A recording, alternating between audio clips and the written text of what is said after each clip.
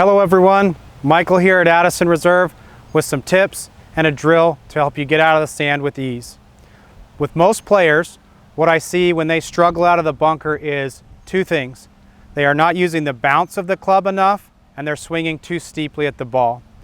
What can happen is if we swing too steeply, we can take too much sand leaving the ball in the bunker, or we hit the ball first and it sails over the green. The three keys that we want to use in the bunker are to use the bounce of the club by opening the face. We want to swing on a shallow plane and swing on an out to in path. What I'm going to do is demonstrate both shots for you and how they differ. The first player who struggles out of the sand tends to keep the club face very square, get their hands very high, and that's going to cause them to dig into the sand too much or hit the ball first. So you can see that ball's out of the sand but running.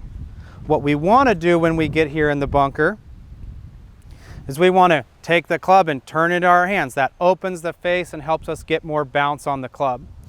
We want to play the ball slightly forward of center. That helps us hit the sand first. We want to keep our hands positioned behind the ball and low. This helps us swing on a nice out to in path and a shallow plane. From there, all we're trying to do is take a nice wide, shallow divot.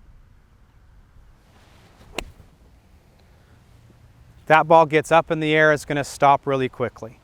The drill that I'm going to have you do to help you understand how to do this is by drawing two lines in the sand, about $1 bills width apart.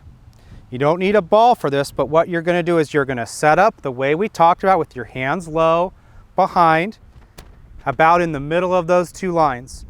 And my goal is to hit the sand at the back line and have the club exit at the front line.